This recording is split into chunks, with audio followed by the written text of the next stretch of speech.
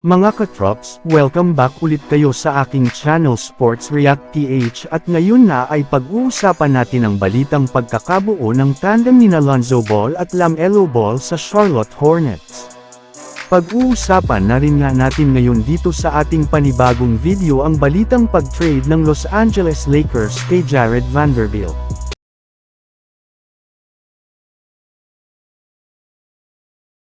Matapos nga ang ilang taon na paghihintay ay nakabalik na ngang muli si Lonzo Ball sa lineup ng Chicago Bulls matapos siyang sumailalim sa iba't ibang klaseng operasyon para lamang maisaayos ang kanyang tuhod.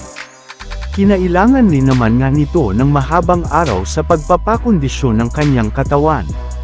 Ngunit kahit man nga kakabalik pa nito sa Bulls ay may lumabas na nga agad na balita na pinaplanuhan na nga daw ng kanilang front office na i-trade si Lonzo Ball.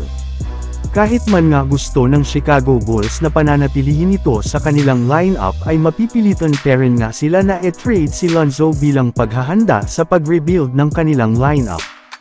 At base nga sa ibinalita ng isang NBA insider, ay ang mismong kupunan ng kanyang kapatid na si LaMelo Ball na Charlotte Hornets.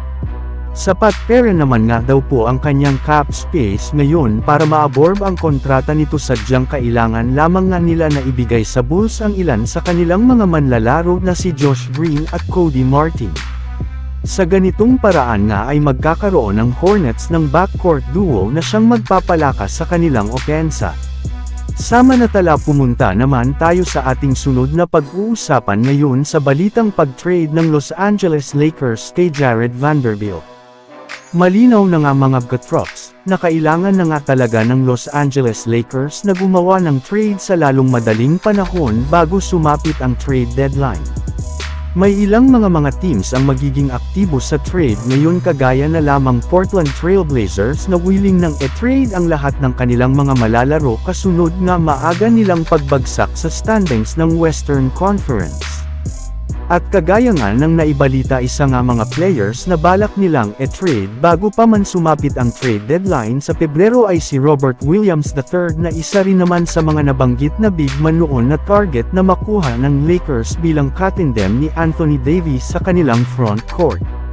Ang pagkakaiba lamang nga po ngayon ay mas magiging madali na lamang nga sa kanila na makuha ito mula sa Blazers gamit ang kanilang nga players na sina Jared Vanderbilt, Max Christie, at dalawang future first-round picks. And speaking of Vanderbilt mga katrops, matagal-tagal na rin naman mula nang huli itong maglaro sa Lakers kaya mas gusto na lamang nga ng mga fans na i-trade na lamang ito ngayong season. So yun lang nga mga katrops ang handog ko sa inyong storya ngayong araw. Sana nag-enjoy kayo. Please like and subscribe my YouTube channel Sports React PH para sa iba pang storya at update patungkol sa NBA. Kita-kits muli sa ating susunod na video.